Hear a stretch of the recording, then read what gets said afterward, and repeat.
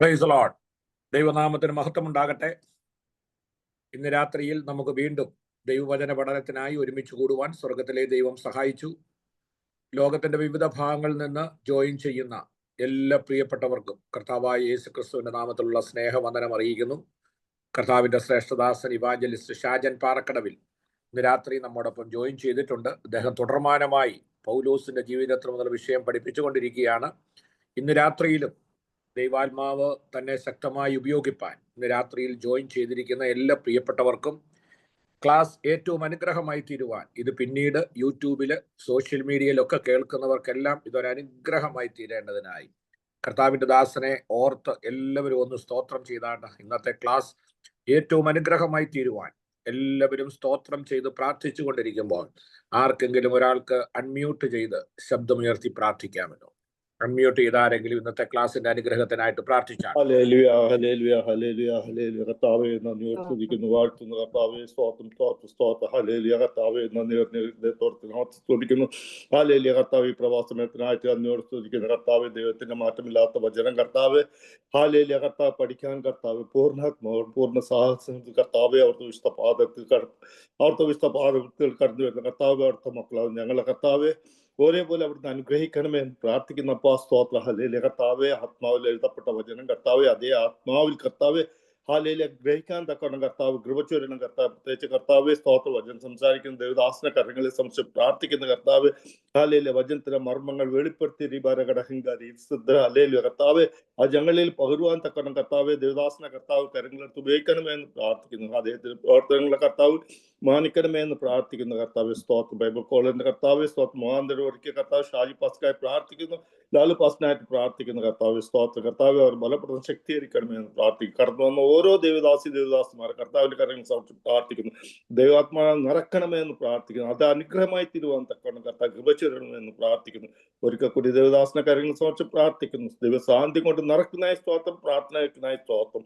മാനവും മഹത്വം സ്വർഗത്തിൽ അപ്പനെടുക്കണം. സർവശക്തനായ കർത്താവ് യേശുവിന്റെ വിലയേറിയ നാമത്തിൽ അപ്പ പ്രാർത്ഥന കേൾക്കണമേ. ബ്രദർ ഹർറോൾഡ് ഫെർണാണ്ടസ്, ദൈവം സഹായിക്കട്ടെ. തുടർന്ന് കർത്താവിന്റെ ദാസൻ ഇവാഞ്ചലിസ്റ്റ് ഷാജൻ പാറക്കടവിൽ ക്ലാസ് എടുക്കും. അതിനായി അദ്ദേഹത്തെ ക്ഷണിക്കുന്നു. Price the Lord. ദൈവനാമത്തിന് മഹത്വം ഉണ്ടാകട്ടെ. സന്നിധരായിരിക്കുന്ന എല്ലാവർക്കും കർത്താവായ യേശു ക്രിസ്തുവിന്റെ നിസ്തുലമായ നാമത്തിൽ വന്ദനം. ദൈവം എല്ലാവരെയും സഹായിക്കട്ടെ, അനുഗ്രഹിക്കട്ടെ. ഈ ശുശ്രൂഷകൾക്ക് നേതൃത്വം നൽകുന്ന കർത്താവിന്റെ ശ്രേഷ്ഠദാസന്മാർ, പ്രത്യേകിച്ച് ഈ അധ്യക്ഷനായ പ്രിയ ലാലുച്ചാൻ, മറ്റു പ്രിയമുള്ള എല്ലാവർക്കും കർത്താവായ യേശു ക്രിസ്തുവിന്റെ നാമത്തിൽ സ്നേഹവന്ദനം അറിയിക്കുന്നു.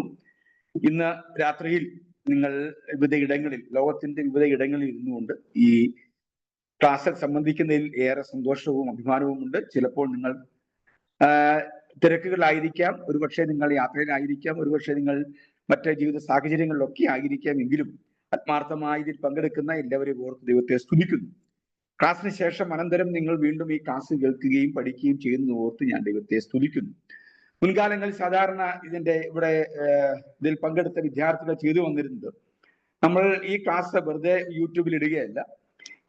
യൂട്യൂബിൽ നമ്മൾ അപ്ലോഡ് ചെയ്തതിന് മറ്റൊരു പ്രധാനപ്പെട്ട ലക്ഷ്യം നിങ്ങൾക്ക് വീണ്ടും ആവർത്തിച്ച് ഈ പദങ്ങൾ അല്ലെങ്കിൽ ഈ വാക്കുകൾ, ഈ ക്ലാസ്സുകൾ ശ്രവിക്കുവാനും അത് പഠിക്കുവാനുമുള്ള ഒരു സാഹചര്യം ഒരുക്കുവാൻ വേണ്ടിയാണ്. അതുകൊണ്ട് നിങ്ങൾ ജോലിയിലായിരിക്കാം, ഒരുപക്ഷെ ജോലിയിലാണെങ്കിൽ പോലും, നിങ്ങൾ ഈവൻ അടുക്കളയിൽ ജോലി ചെയ്തെങ്കിൽ പോലും ചില ആളുകൾ അത് യൂട്യൂബ് ഓൺ ചെയ്ത് വെച്ച് ഇത് കേട്ട് ജോലി ചെയ്യുന്ന ആളുകളുണ്ട്. അപ്പം നിങ്ങൾക്ക് ഏത് സമയവും ഇത് വീണ്ടും ആവർത്തിച്ച് കേൾക്കാനുള്ള സാഹചര്യമുണ്ട്.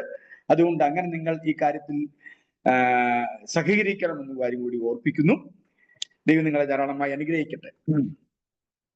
നമ്മൾ ചിന്തിച്ചു വന്ന ആന്ത്രോപോളജി എന്ന അഥവാ പൗലൂസിന്റെ ദൈവശാസ്ത്ര ചിന്തകളിൽ മനുഷ്യൻ എന്ന ചിന്തയിലെ ഏറ്റവും അവസാനത്തെ ചില 1-2 ചിന്തകൾ പറഞ്ഞ് നമുക്ക് ആ ഭാഗം അവസാനിപ്പിച്ചിട്ട് മറ്റൊരു ഭാഗം കൂടി പഠിപ്പിച്ച് ഈ അതിലേക്ക് പ്രവേശിക്കാം എന്നാണ് ഞാൻ ചിന്തിക്കുന്നത്.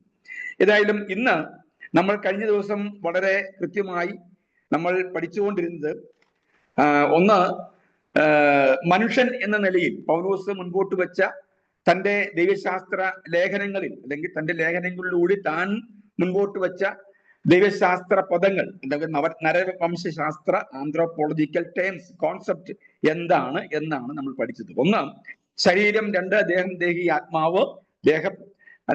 ദേഹി നമ്മൾ പഠിച്ചു, ആത്മാവ് പഠിച്ചു, മനസ്സ് പഠിച്ചു. ഇന്ന് ഹൃദയം, മനസ്സാക്ഷി, അതോടൊപ്പം തന്നെ ജഡം, ഈ 3 ചിന്തകൾ പെട്ടെന്ന് പറഞ്ഞ് അവസാനിപ്പിക്കാം, വിശാലമായി പറയാതെ അവസാനിപ്പിക്കാം എന്നാണ് ഞാൻ ചിന്തിക്കുന്നത്. ഏതായാലും ശ്രദ്ധിക്കുക, നമുക്കറിയാം ഈ ഹൃദയം കണ്ടവർ എത്ര പേരുണ്ട്? ലൈവായിട്ട് കണ്ടിട്ടുണ്ടായെങ്കിലും ഹൃദയം നമ്മുടെ ഹൃദയമേ പച്ചയായിട്ട് എത്ര പേര് കണ്ടിട്ടുണ്ട്? ആരെങ്കിലും കണ്ടിട്ടുണ്ട്? പടം കണ്ട കാര്യം ചോദിക്കുന്നത്. തമ്പിയുടെ ഹൃദയം കണ്ടിട്ടുണ്ടോ? അതെ അതെ അതെ, തമ്പിയുടെ ഹൃദയത്തിൽ. പക്ഷെ നമ്മുടെ എല്ലാം സഞ്ചികളിലും ബാഗുകളിലും നമ്മുടെ ബൈബിളിനകത്തും ഒക്കെ തമ്പിയുടെ ഹൃദയത്തിന്റെ കോപ്പികൾ ഉണ്ട്. അത് തന്നെയാണ് തമ്പിയുടെ ഹൃദയം പോലെ തന്നെ നമ്മുടെ ഹൃദയം. ഞാനിത് 3 പ്രാവശ്യം ലൈവായിട്ട് കണ്ടിട്ടുണ്ട്. 3 പ്രാവശ്യം. അതായത് 3 പ്രാവശ്യം ഞാൻ പറഞ്ഞിട്ടുള്ള കാര്യമാണെങ്കിലും ഇത് പറഞ്ഞപ്പോൾ ഞാൻ ഓർക്കുകയായിരുന്നു. എത്രയോ അതിശയകരമായിട്ടാണ് ദൈവം നമ്മളെ സൃഷ്ടിച്ചത് എന്നുള്ളത് വളരെ കൃത്യമായി നമ്മൾ മനസ്സിലാക്കണം. ബിലീവേഴ്സ് ചർച്ചിന്റെ ഞാൻ ആ ചാനലിൽ വർക്ക് ചെയ്തപ്പം അവിടുത്തെ ബിലീവേഴ്സ് മെഡിക്കൽ കോളേജിന്റെ കോളേജ് ആരംഭിക്കുമ്പോൾ അവർക്ക് വേണ്ടി റെഫറൻസ് വീഡിയോ പഠനത്തിന് വേണ്ടി ഉണ്ടാക്കാൻ വേണ്ടി അന്ന് ലൈവായിട്ട് ഈ ഓപ്പൺ ഹാർട്ട് സർജറി നമ്മൾ ഷൂട്ട് ചെയ്ത് അവർക്ക് വീഡിയോ ഉണ്ടാക്കി കൊടുത്തു. 3 പ്രാവശ്യം നമ്മൾ അടുത്ത് പോയി, വളരെ അടുത്ത് പോയിരുന്നത് കാണാനിടയായി. ഞാനത് ഈ ഓപ്പറേഷൻ ചെയ്യുന്ന ആദ്യ ഭാഗം മുതൽ അവസാനം വരെയും അതിനൊരു തൻ്റെ ഇടം വേണം കേട്ടോ, ഓപ്പറേഷൻ തിയേറ്ററിലേക്ക് നിൽക്കാനും. ഞങ്ങളോടെ 10 പേരാണ് പോയത്, പക്ഷേ 3 പേര് 4 പേര് മടങ്ങിപ്പോയി. ബാക്കി 2 ക്യാമറ 3 ക്യാമറയും ഒക്കെ വെച്ച് ഞങ്ങൾ ഷൂട്ട് ചെയ്ത് ഞാൻ അടുത്ത് പോയി ഇങ്ങനെ കണ്ട്, നമ്മളാണ് ഇത് ഡയറക്റ്റ് ചെയ്ത് അങ്ങോട്ട് അത് ചെയ്യുന്നല്ല, ഇങ്ങനെ കമാൻഡ് ചെയ്യുന്നത്, ഇവരിങ്ങനെ ചെയ്തുകൊണ്ടിരിക്കുന്നു. അപ്പം നമ്മൾ വളരെ അടുത്ത് പോയിന്ന് കണ്ട്. അപ്പം അവിടുത്തെ ഡോക്ടർ കണ്ണൻ എന്ന് പറയുന്ന സർജൻ എന്നെ ഓരോ പാർട്സുകൾ എടുത്തെടുത്ത് അവർ പഠിപ്പിക്കും. ഇങ്ങനെ ഞാൻ ഷൂട്ട് ചെയ്യാം, പഠിപ്പിക്കും. അപ്പൊ ഞാൻ ആദ്യം കാണാൻ മുതൽ ആഗ്രഹിച്ചൊരു കാര്യം, ഞാൻ സാറേ എനിക്ക് ആ ഹൃദയം ഒന്ന് കാണിക്കുന്നത് പറഞ്ഞ് ബഹളം ഉണ്ടാക്കരുത്, കാണിക്കാം. എന്നാ ഇത്ര ഈ താല്പര്യം എന്നാന്ന് ചോദിച്ചു. ഞാൻ പറഞ്ഞ ഹൃദയം താല്പര്യം ഞാനത് ഒരാൾക്ക് കൊടുത്താണ്, അതുകൊണ്ടൊന്ന് കാണാനാന്ന് പറഞ്ഞു. അപ്പൊ ഞാനത് എനിക്ക് വളരെ അത്ഭുതമായിട്ട് തോന്നി. ഇപ്പം അവിടുത്തെ ഈ മരിച്ചുപോയ KP ഓന്നൻ തിരുമേനിയുടെ മരുമകൻ ഡോക്ടർ എന്ന് പറഞ്ഞു, ഷാജൻ വളരെ ഭാഗ്യമുള്ളവനാണ്. കാരണം ഞങ്ങളൊക്കെ പഠനകാലത്ത് അകലപ്പൊന്ന് ഇങ്ങനെ കണ്ടതാണ്. ഒത്തിരി പേരുള്ളോടത്താണ് ഇങ്ങനെ ചിതാട്ട് പഠിപ്പിക്കുന്നത്. ഇതൊക്കെ 3 അടുത്ത് പോയിന്ന് കാണുക എന്നുള്ളത് വലിയ ഭാഗ്യമാണ്. ഏതായാലും ഈ ഹൃദയം എന്ന ആ വസ്തു, അല്ലെങ്കിൽ അത് ആ ദൈവം നമുക്ക് സൃഷ്ടിച്ച അവയവം ലൈവായിട്ട് കണ്ടു. ഒരു നമ്മുടെ കൈവളയെ കൊള്ളാനുള്ള ഒരു സംഗതി. അപ്പം അത് അവിടെയാണ് നമ്മൾ ഹൃദയം കൊടുത്തെന്നൊക്കെ പറയത്തില്ലേ. ഇനി അതിന്റെ വിശദീകരണം ഞാൻ പറയാം, ശ്രദ്ധിച്ചേ. അപ്പം നമ്മുടെയൊക്കെ ഹൃദയത്തിന്റെ ഈ അവസ്ഥ എന്താണ്? അല്ലെങ്കിൽ പൗലോസ് അതെല്ലാം പറഞ്ഞു. പൗലോസ് ഹൃദയത്തെ കുറിച്ച് തന്റെ ലേഖനങ്ങളിൽ എന്താണ് എഴുതിയേക്കുന്നത്? നമ്മൾ ഈ ലേഖനം വായിച്ചു വരുമ്പോൾ ഹൃദയം എന്ന് പറയുമ്പോൾ അത് വിചാരമാണോ, ചിന്തയാണോ, അത് മനസ്സാണോ, അത് ദേഹമാണോ, അത് ദേഹിയാണോ? എന്തുകൊണ്ടാണ് ഹൃദയത്തെ കുറിച്ച് ഇങ്ങനെ പറഞ്ഞിരിക്കുന്നത്? കൺഫ്യൂഷൻ ഉണ്ടാകാൻ സാധ്യതയുണ്ട്. അതുകൊണ്ട് തന്നെ അതിന്റെ വിശദാംശങ്ങളാണ് നമ്മൾ ഇനി ചിന്തിക്കാൻ പോകുന്നത്. ഇനി ശ്രദ്ധിച്ചേ, പുതിയ നിയമത്തിൽ ഹൃദയത്തിന് കൊടുത്തിരിക്കുന്ന പദം ഈ കാർഡിയ എന്ന പദമാണ്. കാർഡിയ ഈ എന്ന ഗ്രീക്ക് പദമാണ് കൊടുത്തിരിക്കുന്നത്. 52 പ്രാവശ്യം പൗലോസ് ലേഖനങ്ങളിൽ ഈ കാർഡിയ എന്ന പദം രേഖപ്പെടുത്തിയിട്ടുണ്ട്. കാർഡിയ എന്ന പദം കൊണ്ട് അർത്ഥമാക്കുന്നത് നമ്മുടെ വികാരങ്ങൾ, ചിന്തകൾ, ഇച്ഛാശക്തികൾ എന്നിവ ഒരു വ്യക്തിയുടെ ഉള്ളിലെ വികാരങ്ങൾ, ചിന്തകൾ, ഇച്ഛാശക്തികളൊക്കെ സൂചിപ്പിക്കാൻ വേണ്ടിയാണ് ഈ കാർഡിയ എന്ന പദം അഥവാ ഈ ഹൃദയം എന്ന പദം കൊണ്ട് അർത്ഥമാക്കുന്നത്. വാസ്തവത്തിൽ ഒരു ശാരീരിക അവയവം എന്നതിനപ്പുറമായി ഒരു വ്യക്തിയുടെ ആന്തരികമായ സ്വത്വത്തെ, ആ വ്യക്തി എന്ന സ്വത്വം എന്നതിന് ആ വ്യക്തിത്വത്തെയാണ് അളക്കുക. ആ വ്യക്തിത്വത്തെ മുഴുവനായി ആന്തരികമായ സ്വത്വത്തിന്റെ വെളിപ്പെടുത്തുവാനും ആ വ്യക്തിയുടെ ആഗ്രഹങ്ങളും തീരുമാനങ്ങളുടെയും ഉറവിടത്തെ പ്രതിനിധീകരിക്കുവാനുമാണ് ഹൃദയത്തെ ഇവിടെ സൂചിപ്പിക്കുന്നത്, കാർഡിയ എന്ന പദം കൊണ്ട് സൂചിപ്പിക്കുന്നത്. ഒന്നുകൂടി ഞാൻ വിശദമായിട്ട് പറയാം. ശ്രദ്ധിക്കുക, ഒരു വ്യക്തിയുടെ വികാരങ്ങൾ, വൈകാരിക ഭാവങ്ങൾ, ഒരു വ്യക്തിയുടെ ചിന്തകൾ, ഒരു വ്യക്തിയുടെ ഇച്ഛാശക്തികൾ അല്ലെങ്കിൽ വിൽ പവറുകൾ, അവന്റെ ആഗ്രഹങ്ങൾ അല്ലെങ്കിൽ തീരുമാനങ്ങളൊക്കെ പറയാൻ വേണ്ടി സൂചിപ്പിക്കുന്ന ഒരു പദമാണ് വാസ്തവത്തിൽ ഈ കാർഡിയ എന്ന പദം. അപ്പം ശ്രദ്ധിക്കുക, ഒരു വ്യക്തിയുടെ ആന്തരികമായ ഒരു അവയവത്തെ മാത്രമല്ല ഇത് വ്യക്തമാക്കുന്നത്, മറിച്ച് ഒരു വ്യക്തി എന്ന നിലയിൽ അവന്റെ ആഗ്രഹങ്ങളുടെയും തീരുമാനങ്ങളുടെയും ഉറവിടത്തെ പ്രതിനിധീകരിക്കുവാൻ വേണ്ടിയാണ് ഈ കാർഡിയ എന്ന പദം കൊണ്ട് പുതിയ നിയമത്തിൽ പൗലോസ് ഉദ്ദേശിക്കുന്നത്. ഇത് ശ്രദ്ധിച്ചേ, അതിന്റെ അർത്ഥം വാസ്തവത്തിൽ ആന്തരിക സ്വത്വത്തെ അല്ലെങ്കിൽ ആന്തരികമായി അവന്റെ അവസ്ഥകളെ, സ്വത്വം എന്നത് അവന്റെ അവസ്ഥയാണ്, അസ്തിത്വമാണ്. ആ വ്യക്തി ഉണ്ട് എന്നുള്ളത് മറ്റുള്ളവർക്ക് തിരിച്ചറിയത്തക്ക നിലയിൽ ഭൗതികമായി സൂചിപ്പിക്കുന്ന ആളത്വത്തെയാണ് സ്വത്വം എന്ന് പറയുക. ശ്രദ്ധിക്കുക, ഇപ്പൊ ഞാൻ എന്ന വ്യക്തി ഉണ്ട് എന്ന് നിങ്ങൾക്ക് ബോധ്യമാകുന്നത് ഒരുപക്ഷെ പല നിലയിലാണ്. പ്രത്യക്ഷമായി എന്റെ ശരീരത്തെ നിങ്ങൾ തിരിച്ചറിയുന്നതിലൂടെ, എന്റെ ശാരീരികമായ പ്രത്യക്ഷമായ എന്റെ പ്രത്യക്ഷീകരണത്തിലൂടെ നിങ്ങൾക്ക് എന്നെ മനസ്സിലാക്കാം. ഇനി എന്റെ ശബ്ദത്തെ നിങ്ങൾ തിരിച്ചറിഞ്ഞിട്ടുണ്ടെങ്കിൽ ഞാനില്ല, എന്റെ ഈ ശരീരം, നഗ്നമായ ഈ ശരീരം ഇല്ല എങ്കിൽ പോലും എന്റെ ശബ്ദം കൊണ്ട് നിങ്ങൾക്ക് എന്നെ തിരിച്ചറിയാം. ഇനി മറ്റൊരു കാര്യം, എന്റെ എഴുത്തുകൾ നിങ്ങൾ വായിച്ച് പരിചയമുള്ളവരാണെങ്കിൽ, എന്റെ പേര് നിങ്ങൾക്കറിയാമെങ്കിൽ, ഞാൻ എന്ന വ്യക്തി ഇല്ല എങ്കിൽ പോലും ഞാൻ എന്ന വ്യക്തിയുടെ സ്വത്വത്തെ, ഞാൻ എന്ന വ്യക്തിയുടെ ആത്വത്തെ, ഞാൻ എന്ന വ്യക്തിയെ പെട്ടെന്ന് നിങ്ങളുടെ മനസ്സിലേക്ക് കൊണ്ടുവരാൻ വേണ്ടി എന്റെ നാമമോ അല്ലെങ്കിൽ എന്റെ എഴുത്തിന്റെ ശൈലികളോ എന്റെ രീതികളോ എന്റെ ഭാഷകളോ ഞാൻ ഉപയോഗിക്കുന്ന പദങ്ങളോ ഞാൻ എന്ന വ്യക്തിയുടെ ശബ്ദത്തിന്റെ നിയന്ത്രണങ്ങളോ അല്ലെങ്കിൽ ശബ്ദമോ ഒക്കെ നിങ്ങൾ മനസ്സിൽ കുറിച്ചിട്ടിട്ട് ഓർമ്മയിൽ ശേഖരിച്ചു വെച്ചിട്ട് നിങ്ങൾക്ക് എന്നെ വേഗത്തിൽ നിങ്ങളിലേക്ക് കൊണ്ടുവരാൻ കഴിയും. അപ്പം ഞാൻ പറഞ്ഞു വരുന്നത്, ഒരു വ്യക്തി എന്ന നിലയിൽ ഒരു ആളത്വത്തെ സൂചിപ്പിക്കാൻ കൂടിയാണ് കാർഡിയ എന്ന പദം ഇവിടെ പൗലോസ് കാര്യമായിട്ട്, പ്രത്യേകിച്ച് പുതിയ നിയമത്തിൽ കാര്യമായിട്ട് ഉപയോഗിക്കുന്നത്. ഇനി സത്യം മനസ്സിലായോ? അപ്പം ഒരാളുടെ ഇച്ഛാശക്തി, ഇനി നമ്മൾ ശ്രദ്ധിച്ചേ, നമ്മൾ ചില നിയമങ്ങൾ, ഒരാള് ഏറ്റവും ലളിതമായിട്ട് പറഞ്ഞാൽ നമ്മുടെ എല്ലാം കുടുംബങ്ങളിൽ ലിഖിതമാകപ്പെടാത്ത നിയമങ്ങളും, അല്ലെ? അമ്മ ഒരു നിയമം ഉണ്ടാക്കി വെക്കും, അപ്പൻ ഒരു നിയമം ഉണ്ടാക്കി വെക്കും, പിള്ളേർ ഒരു നിയമം ഉണ്ടാക്കി വെക്കും, അല്ലെ? ഈ പിള്ളേർക്കെല്ലാം കൃത്യമായി അപ്പന്റെയും അമ്മയുടെയും നിയമങ്ങൾ ഇല്ല എങ്കിൽ പോലും അവരുടെ മനസ്സിലേക്ക് ഓടിയെത്തുന്നത് അവർ ആളത്വത്തിൽ പ്രത്യക്ഷമായി അവരോട് പറഞ്ഞിട്ടുള്ള, അവരുടെ മുമ്പിൽ അവതരിപ്പിക്കപ്പെട്ട നിയമങ്ങൾ. ഈ കുടുംബത്തിൽ ഇങ്ങനെ പറ്റൂ, ഇത് ഇങ്ങനെ ചെയ്യാവൂ, ഇതിങ്ങനെ ചെയ്യാൻ പാടില്ല, ഇങ്ങനെയൊക്കെയാണ് ഈ രീതി ചെയ്യേണ്ടത്, നമ്മൾ വിശ്വാസികളാണ്, അല്ലെ നമ്മൾ പെന്തക്കോസ്ത് വിശ്വാസികളാണ്, നമ്മൾ ബൈബിൾ വിശ്വസിക്കുന്നവരാണ്, നമുക്കിത് പാടില്ല, നമുക്കിതാകാം. ഇങ്ങനെ നമ്മുടെ കുടുംബത്തിന്റെ ഭദ്രതയ്ക്കും നമ്മുടെ ജീവിതത്തിന്റെ വിജയത്തിനും നമ്മൾ കുടുംബത്തിൽ ലിഖിതമാക്കാതെ, എഴുതി വെക്കാതെ ഉണ്ടാക്കി വെച്ചിട്ടുള്ള ഒരുപാട് നിയമങ്ങളുണ്ട്. ലളിതമായിട്ട് ഞാൻ പറയാം, നമ്മുടെ അപ്പനോ അമ്മയോ അല്ലെങ്കിൽ മുതിർന്നവരോ നമ്മുടെ കുടുംബത്തിലേക്ക് കയറി വരുമ്പോൾ കാലിന്മേൽ കാല് വെച്ചുകൊണ്ടിരിക്കുന്ന, കാലിന്മേൽ കാല് കയറ്റി വെച്ചിരുന്ന് ഈ TV കണ്ടുകൊണ്ടിരിക്കുന്ന ആള് അപ്പനോ അമ്മയുടെ സാന്നിധ്യം ഒന്ന് തിരിച്ചറിഞ്ഞാൽ ചാടി എന്ത് ചെയ്യും? എഴുന്നേൽക്കും, അല്ലെ? മൂത്തവർ വരുമ്പോൾ, അല്ലെ? എഴുന്നേൽക്കത്തില്ലേ? എഴുന്നേൽക്കും. നമ്മളോട് ആരും പറയണ്ട, അല്ലെ? ചെറുപ്പത്തിൽ നമ്മൾ എഴുന്നേൽക്കാതിരുന്നപ്പോൾ നമുക്ക് ലഭിച്ച ചെറിയൊരു അടിയായിരിക്കാം പെട്ടെന്ന് നമ്മുടെ ഓർമ്മയിലേക്ക് കൊണ്ടുവന്ന നീ ഞാൻ പാലിക്കപ്പെടേണ്ടതാണല്ലോ, മൂത്തവരെ ബഹുമാനിക്കണം, മുതിർന്നവരെ ആദരിക്കേണ്ടവരാണ് വ്യക്തിയാണ് ഞാൻ, അല്ലെ? അവരെ ആദരിക്കേണ്ടതാണ് എന്നൊക്കെ പറഞ്ഞ് ഞാൻ എന്നെ തന്നെ ബോധവൽക്കരിക്കപ്പെടും. ചുരുക്കം ഞാൻ പറഞ്ഞ ആശയം മനസ്സിലായോ? ഒരു വ്യക്തി ഉണ്ടാക്കിയ നിയമത്തെ, ആ നിയമം മനസ്സിലങ്ങ് രൂഢമൂലമാകുക, അങ്ങ് ആഴത്തിൽ പതിഞ്ഞിരിക്കുക എന്ന് പറഞ്ഞാൽ എങ്ങനെയാണ്?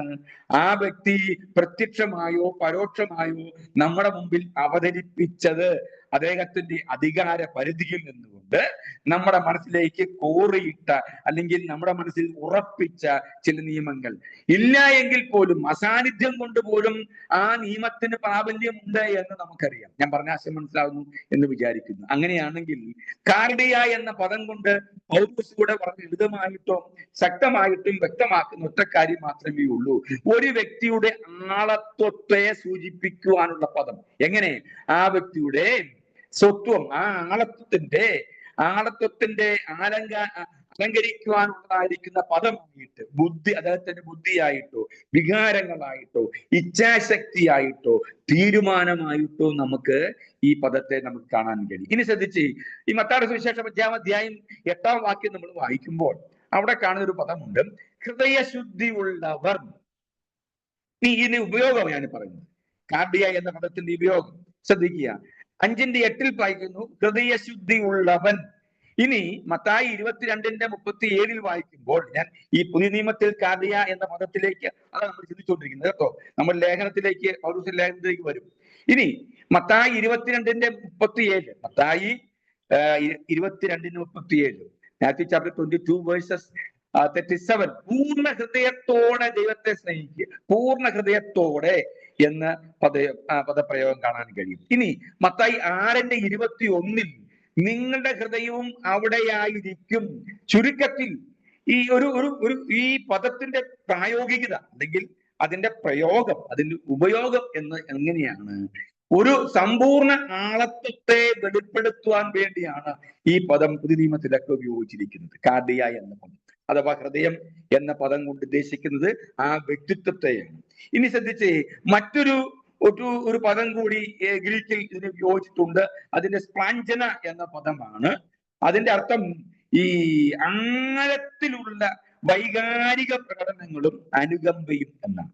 ആഴത്തിൽ വളരെ ആഴവും പരപ്പുമുള്ള അനുകമ്പയോ അല്ലെങ്കിൽ വൈകാരിക പ്രകടനങ്ങളെയാണ് ഈ ഹൃദയം എന്ന വാക്കുകൊണ്ട് ഉദ്ദേശിക്കുന്നത്. ഇനി ശ്രദ്ധിച്ചേ, നമ്മൾ പുതിയ നിയമത്തിൽ എന്താണ് ഹൃദയം എന്ന വാക്കിൽ രേഖപ്പെടുത്തിയിരിക്കുന്നത് എന്നാണ് നമ്മൾ ഇതുവരെ ചിന്തിച്ചത്. ഇനി പൗലോസ് ഈ ലേഖനങ്ങളിൽ ഈ പദം എന്തുകൊണ്ട് ഉപയോഗിച്ചു, എങ്ങനെയാണ് ഉപയോഗിച്ചിരിക്കുന്നത്?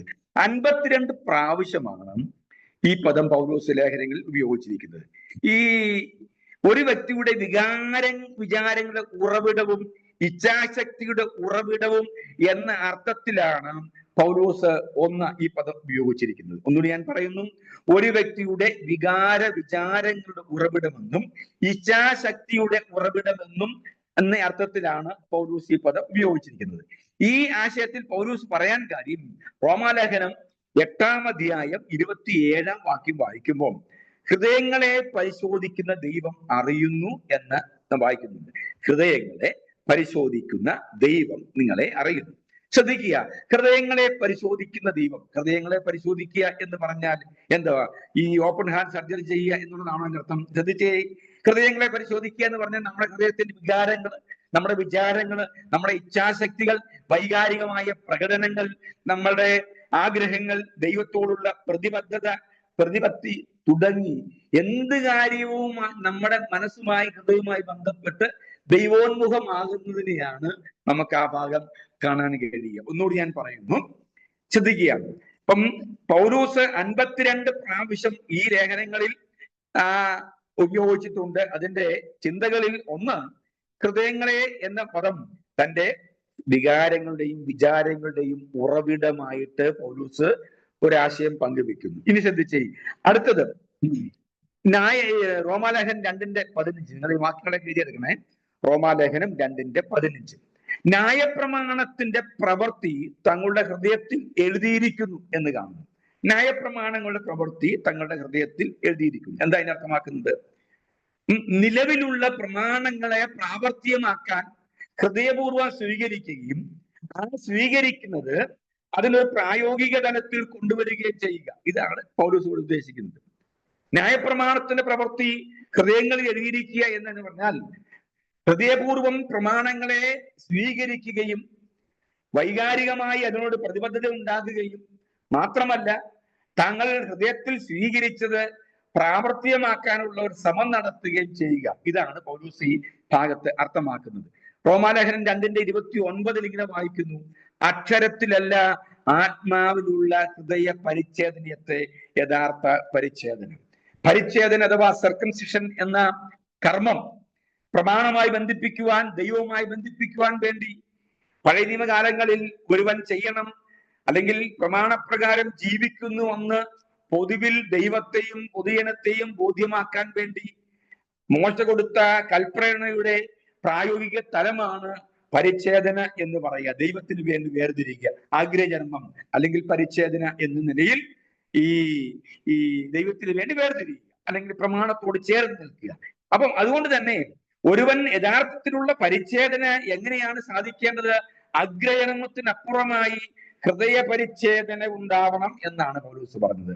എന്താ ഹൃദയ പരിച്ഛേദന ഉണ്ടാവണമെന്ന് പൗലോസ് വളരെ കൃത്യമായി ഇത് പറയാൻ കാര്യം എന്താ എന്ന് പറഞ്ഞാൽ, ഹൃദയത്തിന്റെ വൈകാരിക തലങ്ങളെയും നമ്മുടെ വികാരങ്ങളെയും വിചാരങ്ങളെയും നമ്മുടെ താല്പര്യങ്ങളെയും ഒപ്പം നമ്മൾ മനസ്സുകൊണ്ട് എടുക്കുന്ന ഇഷ്ടങ്ങളെയും തിരസ്കരണങ്ങളെയും സ്വീകരണങ്ങളെയും അല്ലെങ്കിൽ നമ്മുടെ ഇച്ഛാശക്തികളെയും നമ്മുടെ പ്രഖ്യാപനങ്ങളെയും ഒക്കെ കൃത്യമായി പരിച്ഛേദന അല്ലെങ്കിൽ ദൈവിക പ്രമാണപ്രകാരം ചേർത്ത് വെക്കുക എന്നുള്ളത്. അപ്പം ഇതാണ് പൗലോസ് ഒന്നാമത്തെ ഭാഗമായി ചിന്തിക്കാൻ കഴിയുന്നത്. ഇനി ശ്രദ്ധിച്ചേ, മനുഷ്യന്റെ ആളത്വത്തെ ഞാൻ സൂചിപ്പിച്ച പോലെ സൂചിപ്പിക്കുവാൻ ഹൃദയം എന്ന പദം പൗലോസ് ഉപയോഗിക്കുന്നുണ്ട്. 2 തെസ്സലോനി 2:16-17 വാക്യം. 2 തെസ്സലോനി 2:16-17 വാക്യം. ആ വാക്യം ഇങ്ങനെയാണ്. 2 തെസ്സലോനി 2:16-17. സകല മനുഷ്യരും വിരോധികളും ജാതികൾ രക്ഷിക്കപ്പെടേണ്ടതിനായി ഞങ്ങൾ അവരോട് പ്രസംഗിക്കുന്നത് വിലക്കുന്നവരുമാകുന്നു. അങ്ങനെ അവർ തങ്ങളുടെ പാപങ്ങൾ എപ്പോഴും പൂരിപ്പിക്കുന്നു. എന്നാൽ ദൈവക്രോധം അവരുടെ മേൽ മുഴുത്തു വന്നിരിക്കുന്നു. സഹോദരന്മാരെ, ഞങ്ങൾ അല്പനേരത്തേക്കു ഹൃദയം കൊണ്ടല്ല മുഖം കൊണ്ട് നിങ്ങളെ വിട്ടുപിരിഞ്ഞു ബഹുകാംക്ഷയോടെ നിങ്ങളുടെ മുഖം കാണുവാൻ ഏറ്റവും അധികം ശ്രമിച്ചു. ഈ ഭാഗങ്ങളെല്ലാം പൗലോസ് പറയാൻ ശ്രമിക്കുന്ന ഒരു കാര്യമുണ്ട്.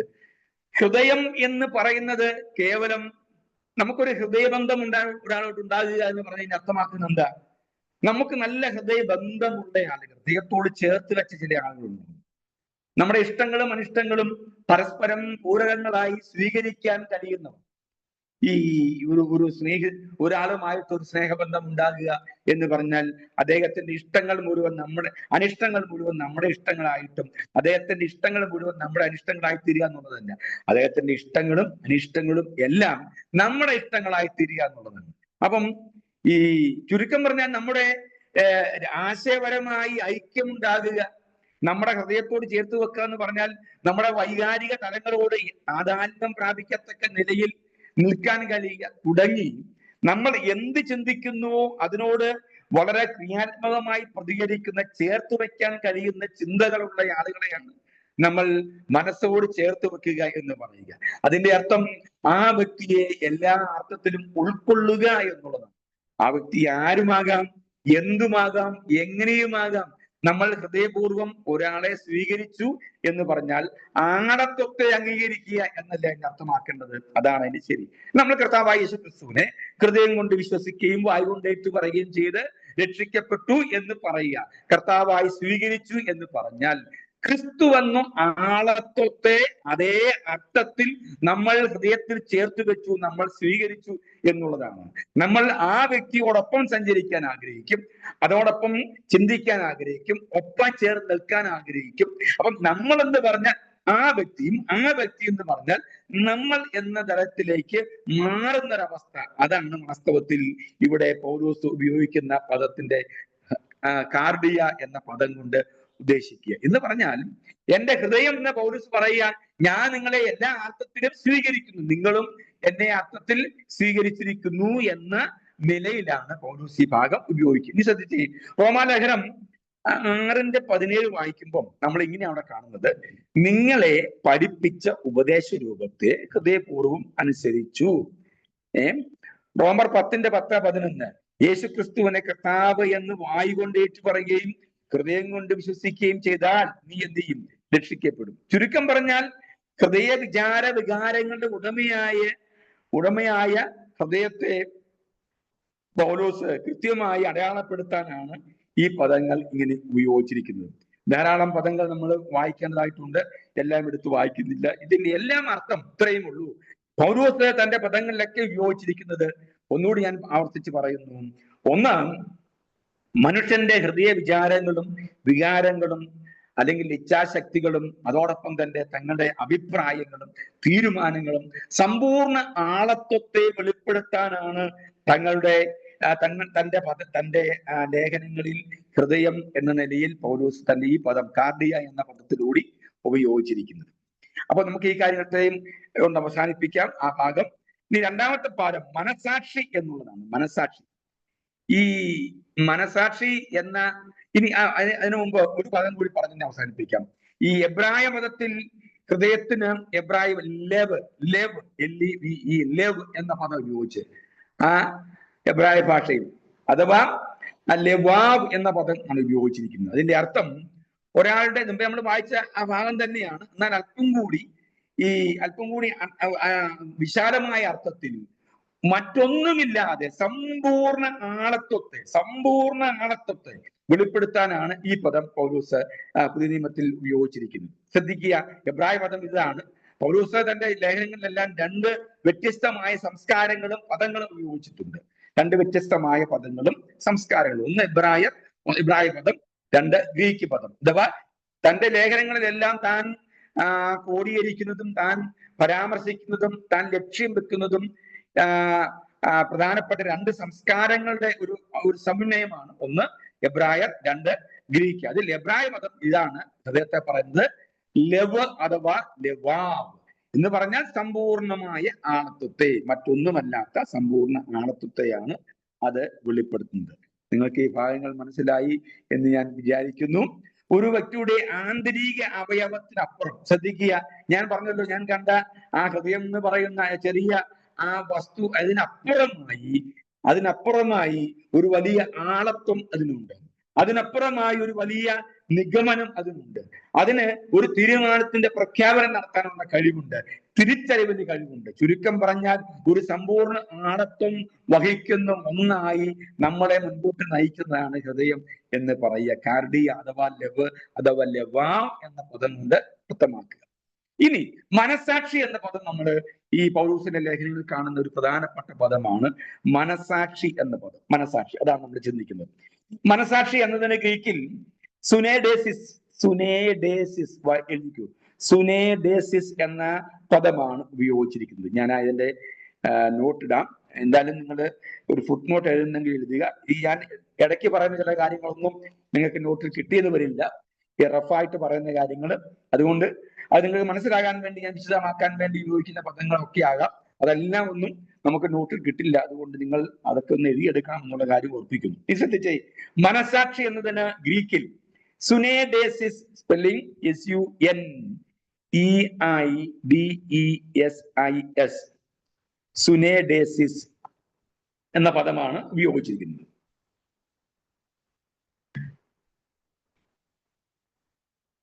സുനേഡേസിസ്, ഈ ശ്രദ്ധിക്കുക, ഈ പദം മനുഷ്യന്റെ വ്യക്തിത്വം, പേഴ്സണാലിറ്റിയുമായി ബന്ധപ്പെട്ടാണ് ഇത് ഉപയോഗിച്ചിരിക്കുന്നത്. പേഴ്സണാലിറ്റി, നമ്മൾ പറയുമല്ലോ നല്ല വ്യക്തിത്വമുള്ള ആളാണ് എന്ന് പറഞ്ഞാൽ നന്നായി പച്ചമുക്കി നല്ലപോലെ സ്റ്റാർച്ച് ചെയ്ത് വടി പോലെ ഷർട്ടും കൊണ്ട് ഉപയോഗിക്കുക, അല്ലെ ഡ്രസ്സ് ഉപയോഗിക്കുക, കോട്ടൺ സാരി നന്നായി ഉപയോഗിക്കുക, ഒരു ചുളിവില്ലാതെ നമ്മൾ എന്ത് ചെയ്യുക, നമ്മൾ ആളുടെ മുമ്പിൽ പ്രത്യക്ഷപ്പെടുക, നല്ല സംസാരം, നല്ല രീതി, അല്ലേ?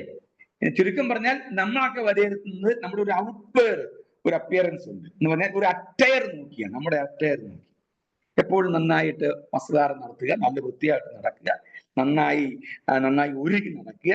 കാരണം ശാലം ഫൗണ്ടേഷൻ ഒക്കെ ഇട്ട്, ശാലം പൗഡറൊക്കെ ഇട്ട്, എന്ത് ചെയ്യുക, റോസ് പൗഡറൊക്കെ ഇട്ട് നമുക്ക് വൃത്തിയായിട്ട് എന്ത് നടക്കാനുള്ള ശ്രമം നടത്തുക. ചുരുക്കം പറഞ്ഞാൽ യോഗത്തിന് പോകുമ്പോൾ നല്ല കാര്യം കൂട്ടെ, വൃത്തിയായിട്ട് നടക്കണം, നന്നായിട്ട്. ഏറ്റവും നന്നായിട്ട് വസ്ത്രം ധരിക്കുന്ന രണ്ട് കൂട്ടരാണ്. ഒന്ന് ഈ മെഡിക്കൽ റെപ്പ്, ഡോക്ടേഴ്സ് തുടങ്ങിയ ആളുകൾ. രണ്ടാമത് വിശ്വാസികളാണ്, പ്രത്യേകിച്ച് പാസ്റ്റേഴ്സും വിശ്വാസികളുമാണ് ഏറ്റവും നന്നായി വസ്ത്രം ധരിക്കുന്നത്. ശ്രദ്ധിച്ചിട്ടുണ്ടോ? നമ്മുടെ സഭയിൽ ശ്രദ്ധിച്ചിട്ടുണ്ട്. ഞായറാഴ്ച നോക്കിക്കേ, ആ ആഴ്ച വാങ്ങിച്ച ഏറ്റവും പുതിയ സാരി ആയിരിക്കും ഞായറാഴ്ച അവിടെ ഡെമോൺസ്ട്രേഷൻസ്, അല്ലേ? ഞാനാണല്ലോ അങ്ങനെ തന്നെയാണ്. ഞങ്ങൾക്ക് വെള്ളം ഇടേണ്ടത് മാത്രമേ ഞങ്ങൾ കവറിലൊക്കെ ഉള്ളതുകൊണ്ട് വെള്ളം ഇടുക. എന്നാലും ഞാൻ തിങ്കളാഴ്ച ജോലിക്ക് പോകുമ്പോൾ എന്ത് ചെയ്യുക, പുതിയ ഷർട്ടും പാൻറ്റും വാങ്ങിച്ചിട്ടുണ്ട്. അത് തിങ്കളാഴ്ച മസ്റ്റായിട്ട് ഉപയോഗിക്കും, എടുത്തിരിക്കുക, അല്ലെ? നമ്മുടെ ചർച്ചിനാണെങ്കിലും നമ്മൾ ഉപയോഗിക്കുന്നത് ഏറ്റവും പുതിയ സാധനം, ഏറ്റവും നല്ല വസ്ത്രം, നല്ല കാര്യമാണ്. ഓട്ടെ, ശ്രദ്ധിച്ചേ. അപ്പം ഒരാളുടെ വ്യക്തിത്വത്തിന്റെ അടിസ്ഥാനം ആ വ്യക്തി ധരിക്കുന്ന അദ്ദേഹത്തിന്റെ അറ്റയറിന്റെ അടിസ്ഥാനത്തിലാണോ, അദ്ദേഹത്തിന്റെ ഔട്ട്വെയർ അപ്പിയറൻസിന്റെ ഒരു ഔട്ട്ഫിറ്റിന്റെ അടിസ്ഥാനത്തിലാണോ നമ്മൾ വിലയിരുത്തേണ്ടത്? ഗ്രീക്കിൽ ഉപയോഗിച്ചിരിക്കുന്ന വ്യക്തിത്വം, പേഴ്സണാലിറ്റി എന്ന വാക്കിന്, ഞാൻ നേരത്തെ പറഞ്ഞിട്ടുള്ള വാക്കാണ്, പേഴ്സോണ എന്ന വാക്കാണ്. അഥവാ പേഴ്സോണ എന്ന വാക്കിന്റെ അർത്ഥം മാസ്ക് എന്ന. മാസ്ക് നമ്മളിവിടെ വെക്കുന്നത് ഇത്രയും ഭാഗം മാത്രം കോഡ് വന്നതും വെച്ചം ഉപയോഗിച്ച മാസ്ക് അല്ല, മുഖം മൂടി, മുഖാവരണം മൊത്തം മൂടുന്ന എന്ന് പറഞ്ഞാൽ പണ്ട് ഗ്രീക്ക് നാടകങ്ങളിൽ അവര് അഭിനയിക്കുന്ന കഥാപാത്രത്തിന്, അഥവാ നമ്മൾ ഏത് കഥാപാത്രമാണോ ആ സ്റ്റേജിൽ പ്രതിദാനം ചെയ്യുന്നത് ആ കഥാപാത്രത്തിന് കൂടുതൽ വൈകാരികമായ ഒരു ഭാവം ഉണ്ടാകാൻ, കഥാപാത്രം അണിയുന്ന വ്യക്തിയുടെ യഥാർത്ഥ രൂപം പ്രത്യക്ഷപ്പെടാതെ കഥാപാത്രത്തെ ജനങ്ങളിലേക്ക് കൂടുതൽ സംവേദനക്ഷമമാക്കാൻ, കൂടുതൽ എത്തിക്കുവാനുള്ള ശ്രമത്തിന്റെ ഭാഗമായി അവർ മുഖംമൂടികൾ ധരിച്ചിരുന്നു. ഇങ്ങനെയുള്ള മുഖംമൂടികളെ പേർസോണ എന്ന വാക്കുകൊണ്ടാണ് അർത്ഥമാക്കുന്നത്. എന്ന് പറഞ്ഞാൽ ഒരു വ്യക്തി എന്ന നിലയിൽ തന്റെ യഥാർത്ഥ സ്വത്വം, ആളത്വം വെളിപ്പെടുത്താതെ താൻ ഏതൊരു മണ്ഡലത്തിലാണോ, പ്രതലത്തിലാണോ പ്രതിനിധാനം, ഏതൊരു സത്യത്തെയോ ആശയത്തെയോ ചിന്തയെയാണോ പ്രതിനിധീകരിക്കുന്നത്, കഥാപാത്രത്തെയാണോ പ്രതിനിധീകരിക്കുന്നത്, ആ കഥാപാത്രത്തിന് കൂടുതൽ വൈകാരികമായ ഒരു ഭാവം ഉണ്ടാകാൻ വേണ്ടി ഉപയോഗിക്കുന്ന ഒരു ആവരണം, അതിനാണ് വാസ്തവത്തിൽ പേഴ്സോണ. ഇത് തന്നെയാണ് വ്യക്തിത്വം എന്ന് പറയുന്നത്. ഇനി ശ്രദ്ധിച്ച് ലളിതമായിട്ട് പറഞ്ഞാൽ, നിങ്ങളുടെ മനസ്സിൽ എന്നെ കുറിച്ച് ഉണ്ടാക്കി വച്ചിരിക്കുന്ന ഒരു ധാരണയുടെ ലളിതമായ രൂപമാണ് വ്യക്തിത്വം എന്ന് പറയുന്നത്. മനസ്സിലായോ? ഒരു വ്യക്തിയെ കുറിച്ച് നമ്മുടെ മനസ്സിൽ ഉണ്ടാക്കി വെച്ചിരിക്കുന്ന ഒരു രൂപം, ലളിതമായിരിക്കുന്ന ഒരു രൂപം, അതാണ് വ്യക്തിത്വം എന്ന് പറയുക. മനസ്സിലായോ? അപ്പം ഇവിടെ ഈ സുനേഡേസിസ് എന്ന പദം ഒരു വ്യക്തിയുടെ വ്യക്തിത്വവുമായി ബന്ധിപ്പിക്കുന്ന ഘടകമാണ്. എന്ന് പറഞ്ഞാൽ ആ ഒരു വ്യക്തിത്വം ഉണ്ടാകാൻ മനുഷ്യന്റെ സ്വഭാവത്തിന്റെ അടിസ്ഥാനത്തിൽ അവരിൽ ഉള്ള സദ്ഗുണങ്ങളും ദുർഗുണങ്ങളും സ്വാഭാവികമായി തിരിച്ചറിഞ്ഞ് ഏതൊരു തലത്തിലാണോ അവൻ പ്രത്യക്ഷപ്പെടുന്നത്, നമുക്കെല്ലാം ഒരുപാട് അവസ്ഥകളുണ്ട്. നമ്മൾ വീട്ടിൽ ഉപയോഗിക്കുന്ന ഒരു ഭാഷ, വീട്ടിൽ ഉപയോഗിക്കുന്ന ഒരു പദം, വീട്ടിൽ ഉപയോഗിക്കുന്ന ഒരു രീതി, ഒരു സംസ്കാരം, ഒരു ഒരു ഒരു ഒരു ഡയലോഗ് ഡെലിവറി, നമ്മൾ ഈ പറയുന്ന പദങ്ങളുടെ ഒരു ഡെലിവറി, അതൊന്നും അല്ല നമ്മൾ ചർച്ച ചെല്ലുമ്പോൾ. സാക്ഷി പറയുമ്പോൾ വീട്ടിൽ പറയുന്ന പോലെയാണ് പറയുന്നത്, ആണോ? അന്നേരം നമ്മുടെ മട്ടും ഭാവം അങ്ങ് മാറും, അല്ലേ? ഇന്ന് ഈ രാത്രിക്കാലം അല്ലെങ്കിൽ പകൽക്കാലം ഇവിടെ കടന്നു വരുവാൻ തക്കവണ്ണം നമുക്കിടയായത് ഞാൻ ദൈവത്തെ സ്തുതിക്കുന്നു. ഇവിടെ വരണമെന്ന് ഞാൻ വിചാരിച്ചിരുന്നില്ല, എന്നാൽ വീട്ടിൽ ഇരുന്നാൽ മതിയില്ല. ചുമ്മാ ഉള്ള നുണ മുഴുവൻ നമുക്ക് പറയും, അല്ലെ?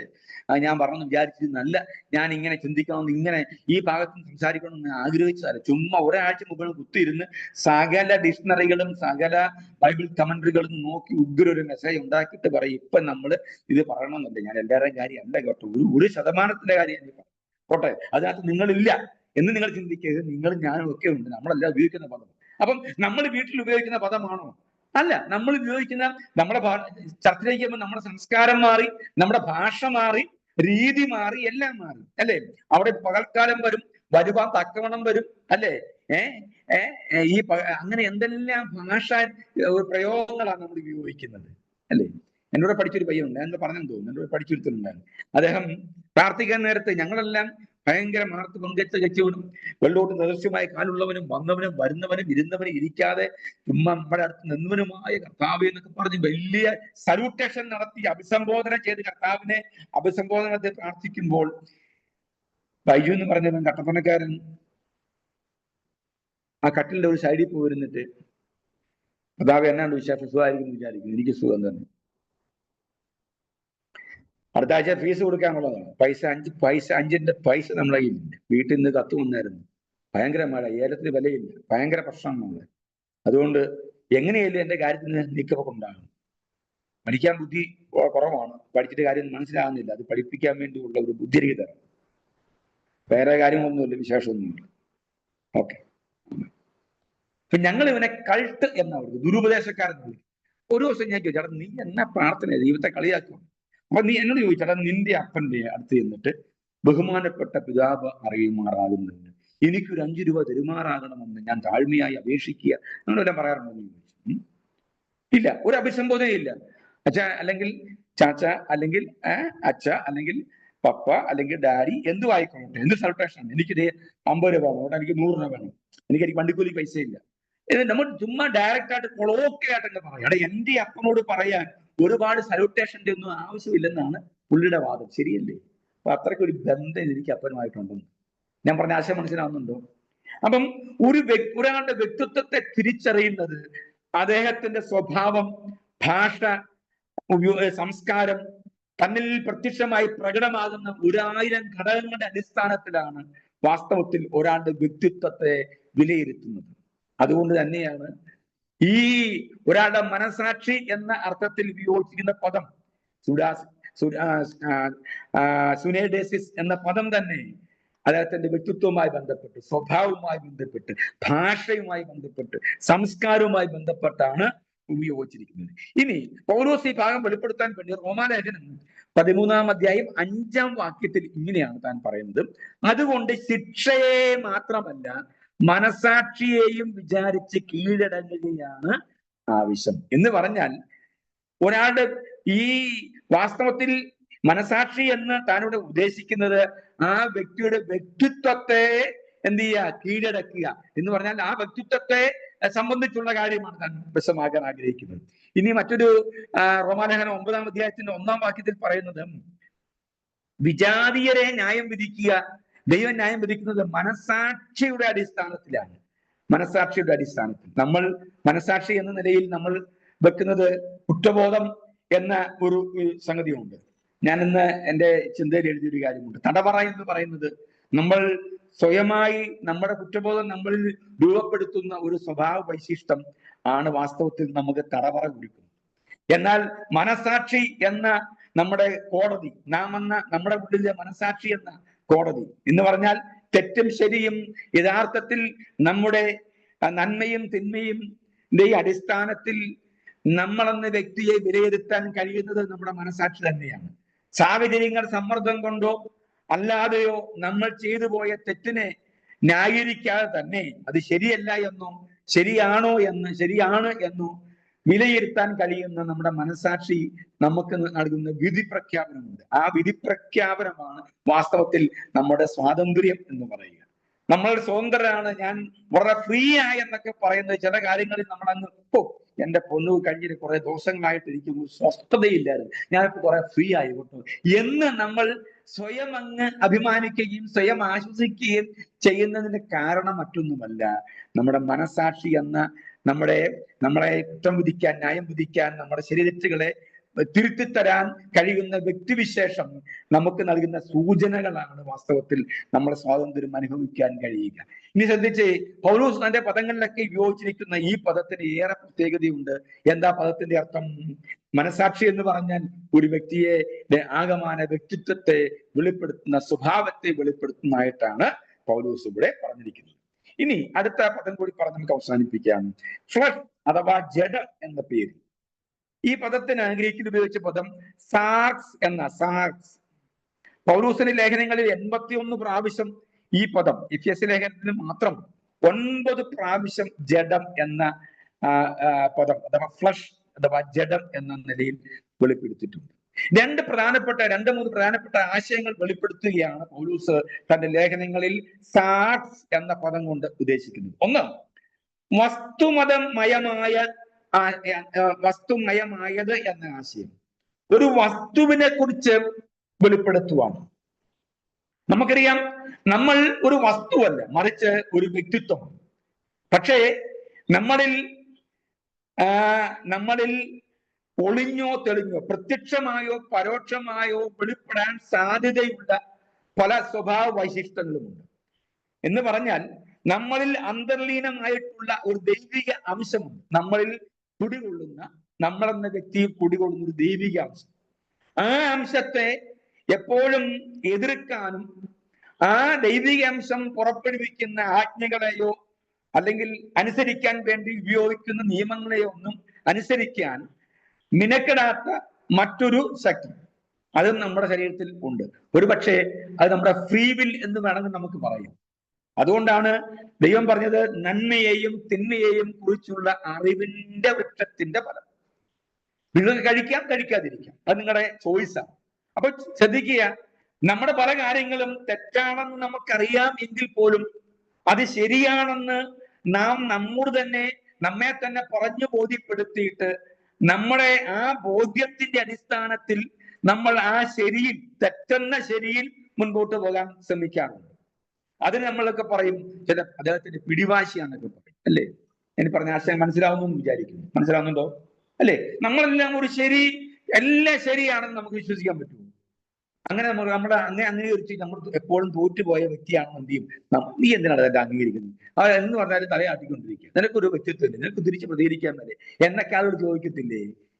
നമുക്കറിയാം പല പല പലതും നമുക്ക് ഉൾക്കൊള്ളാൻ കഴിയാതെ വരുമ്പോൾ നമ്മൾ എന്ത് ചെയ്യും? പ്രതിരോധിക്കും. അത് തെറ്റാണെങ്കിലും ശരിയാണെങ്കിലും നാം എന്ന വ്യക്തിയിൽ നമ്മൾ തന്നെ ഉണ്ടാക്കി വെച്ചിരിക്കുന്ന ഒരു വ്യക്തിവിശേഷമുണ്ട്, ഒരു വ്യക്തി വൈഭവമുണ്ട്, ഒരു ഗുണമുണ്ട്, ഒരു സ്വത്വമുണ്ട്, ഞാൻ എന്ന ഒരു ആളത്വമുണ്ട്. അത് എനിക്ക് ഇങ്ങനെ ഇവിടെ പ്രവർത്തിക്കാൻ പറ്റൂ. ഈ ലോകത്തിൽ ജീവിക്കുമ്പോൾ ഞാൻ വിശ്വസിക്കുന്ന വിശ്വാസം, ശ്രദ്ധിക്കണം ഞാൻ പറയുന്ന കാര്യങ്ങൾ, ഞാൻ വിശ്വസിക്കുന്ന വിശ്വാസ പ്രമാണമനുസരിച്ച് ഈ കാര്യത്തിൽ ഇങ്ങനെ എനിക്ക് നിലപാടുണ്ടാക്കാൻ കഴിയൂ. അത് ശരിയാണെങ്കിലും കൊള്ളാം, തെറ്റാണെങ്കിലും കൊള്ളാം. ഒരു പക്ഷേ നിങ്ങളുടെ ശരി എനിക്ക് തെറ്റായി തോന്നാൻ കാരണം ഞാൻ എൻ്റെ ഉള്ളിൽ ഞാൻ നിയമിച്ചാക്കിയിട്ടുള്ള, ഞാൻ ഉറപ്പിച്ചിട്ടുള്ള, ഞാൻ പാകിയിട്ടുള്ള, എന്നെ മുൻപോട്ട് നയിക്കുന്ന ഒരു പ്രമാണമുണ്ട്. ആ പ്രമാണത്തിന്റെ അടിസ്ഥാനത്തിൽ ഞാൻ എന്നെ തന്നെ പണിത് വെച്ചിരിക്കുന്ന ഒരു രൂപമുണ്ട്. ആ രൂപത്തിന് ഇങ്ങനെയേ ചലിക്കാൻ പറ്റൂ.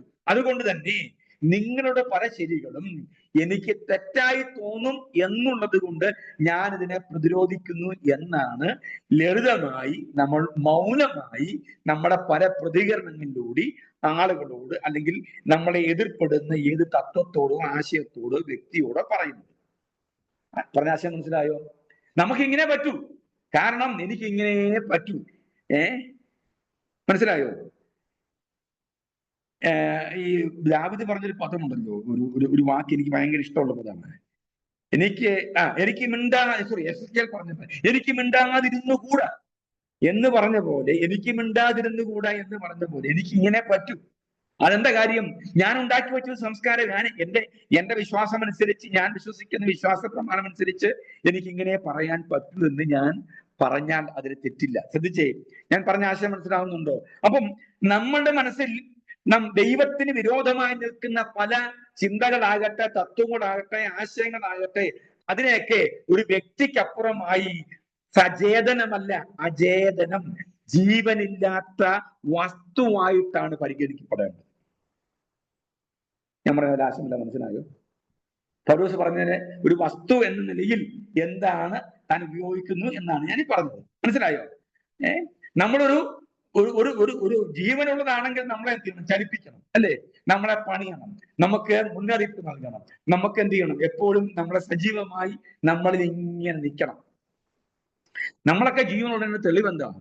നമ്മളൊക്കെ ഇപ്പോഴും ശ്വാസം വഹിക്കുന്നുണ്ട്, അല്ലെ? നമ്മളിലൊക്കെ നമ്മളിപ്പം സംസാരിക്കുന്നുണ്ട്, കേൾക്കുന്നുണ്ട്, പറയുന്നുണ്ട്, ചിലർ നിഷേധിക്കുന്നുണ്ട്, ചിലർ തിരസ്കരണമുണ്ട്, സ്വീകരണമുണ്ട്. ഇതൊക്കെ നമ്മളിൽ ഇങ്ങനെ നമ്മൾ അറിയാതെ നടന്നുകൊണ്ടേയിരിക്കുക, ഈ പ്രവൃത്തി ഇങ്ങനെ നടന്നുകൊണ്ടേയിരിക്കുക. അപ്പം ഞാൻ പറഞ്ഞ ആ താല്പര്യം, ഇതിന് വിരുദ്ധമായിട്ട് ദൈവികമല്ലാത്ത എന്തും നിർജീവമാണ്, അചേതനമാണ്, ജീവനില്ലാത്ത അവസ്ഥാവിശേഷമായി പരിഗണിക്കണം എന്നുള്ളത് കൊണ്ടാണ് ഈ ആശയം ജഡം എന്ന നിലയിൽ പറയുക. നിങ്ങളെ ജഡത്തെ മരിപ്പിക്കണം, അല്ലെങ്കിൽ നിങ്ങളിൽ ഉയർന്നു വരുന്ന ദൈവിക ചിന്തക്കെതിരായിട്ടുള്ള സകല ചിന്തകളെയും മരിപ്പിക്കണമെന്ന് പൗലോസ് പറയുന്നതിന്റെ ആശയം അതാണ്. ശ്രദ്ധിച്ച വാക്യം. ഇനി മറ്റൊരു കാര്യം, ദൈവത്തിന് വിരോധമായ ശക്തി എന്ന നിലയിൽ.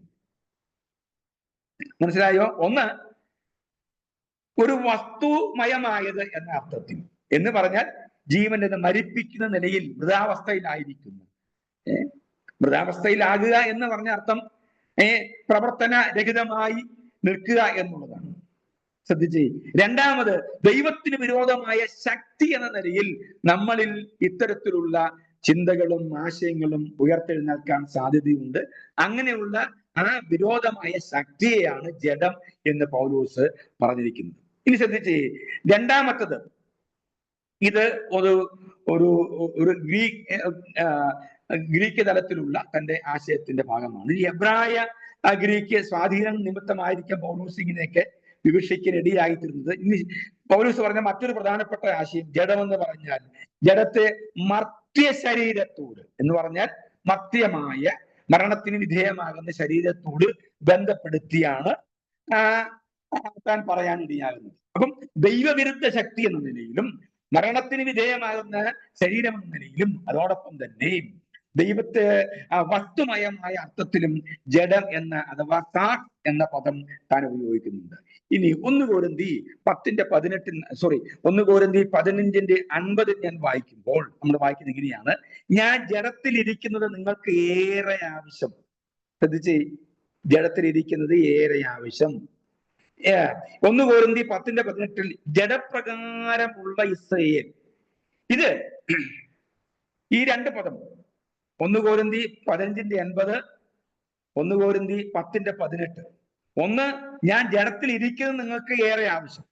2, ജഡപ്രകാരമുള്ള ഇസ്രായേലിൽ. ഇത്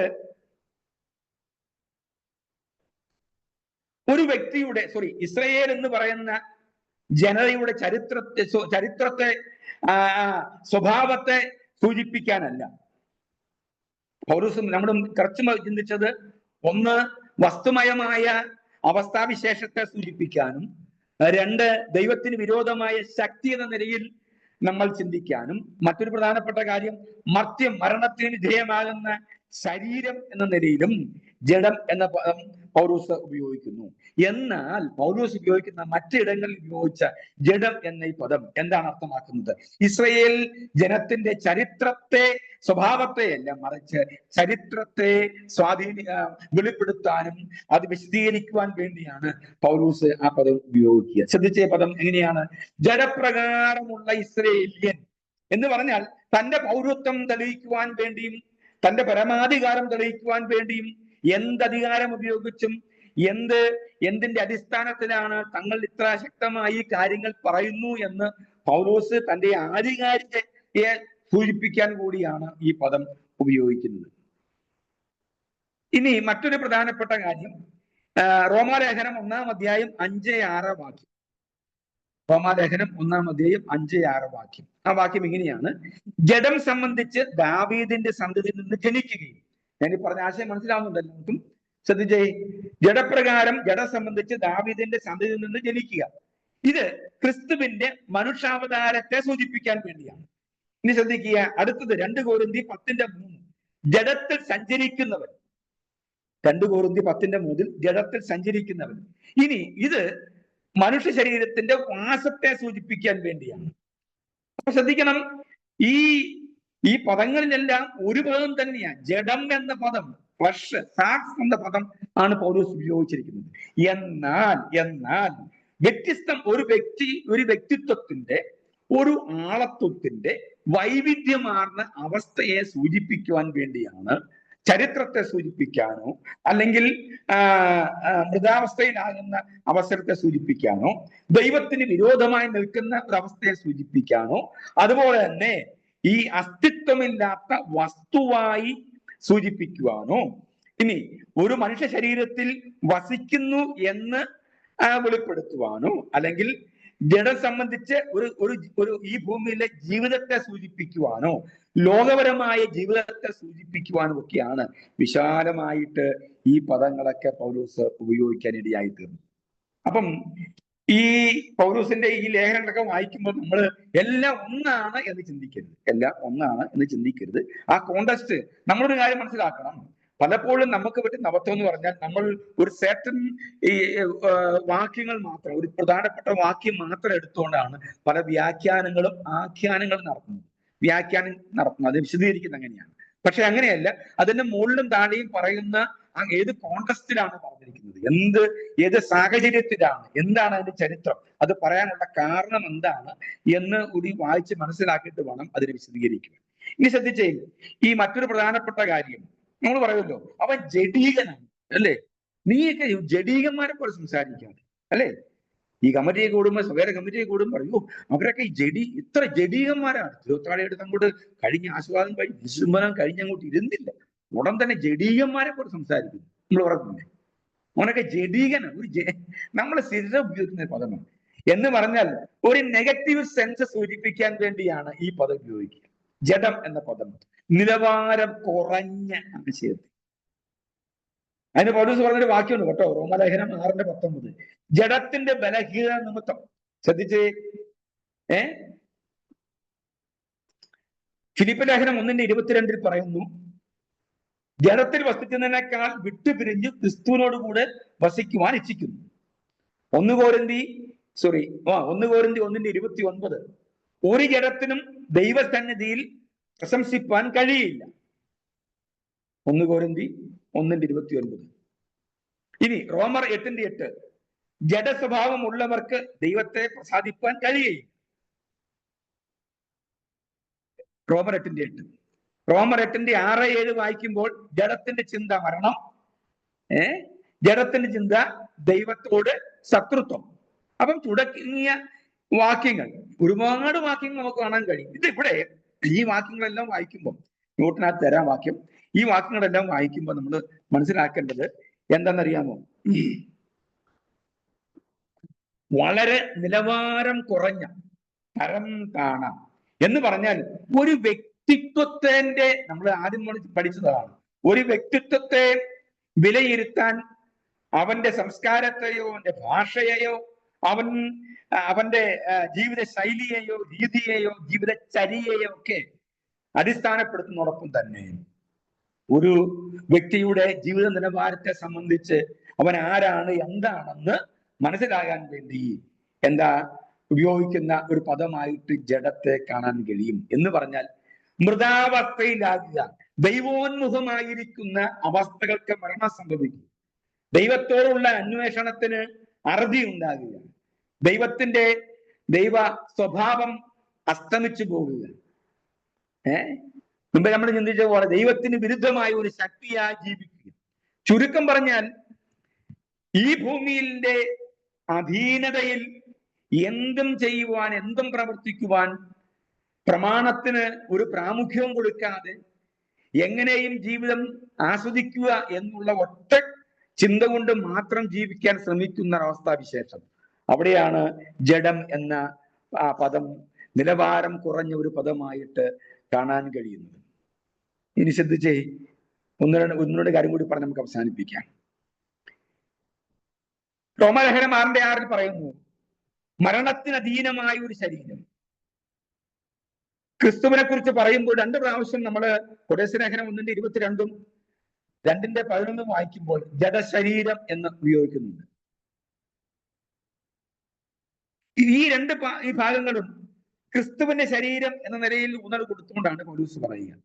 അപ്പൊ നമ്മുടെ എല്ലാം ശരീരം മരണത്തിന് വിധേയമായ ഒരു ശരീരമാണ്. മരണത്തിന് വിധേയമായ ശരീരം. മരണമെന്ന പദത്തിന് കൊടുത്തിരിക്കുന്ന ഒരു പദം ഇലിനോസ് എന്നൊരു പദമാണ്. ഇലിനോസ് എന്ന് പറഞ്ഞാൽ കാരവൻസ്, നാടോടികൾ എന്നത്. ശ്രദ്ധിച്ചേ, നിശ്വാസ ഉച്ഛ്വാസങ്ങൾക്കിടയിൽ ദൈവം സന്നിവേശിപ്പിച്ച് ഏറ്റവും പ്രബലമായ, ഏറ്റവും മൂല്യമുള്ള, ഉദാത്തമായ ഒന്നാണ് ജീവിതം എന്ന് പറയുന്നത്. ആ ജീവിതം തിരിച്ച് നമ്മളിലേക്ക് സന്നിവേശിപ്പിച്ച ഈ ജീവശ്വാസത്തിന്റെ ഉടയവനിലേക്ക് നമ്മുടെ ജീവിതം തിരിച്ചു കൊടുക്കാനുള്ള ഒരു സാമാന്യ മര്യാദയാണ് ഒരു സാധാരണ മനുഷ്യനുണ്ടാകേണ്ടത്. ശ്രദ്ധിക്കുക, ഈ മരണം കൊണ്ട് അസ്തമിക്കുന്ന ശരീരമല്ല നമുക്കുള്ളത്, മരണത്തിന് അധീനമാണ്, മരണത്തിന് പുറമായ ഒരു ജീവിതം. എന്താ ഈ ലിനോസ് എന്ന പദം കൊണ്ട് അർത്ഥമാക്കുന്ന അറിയാമോ?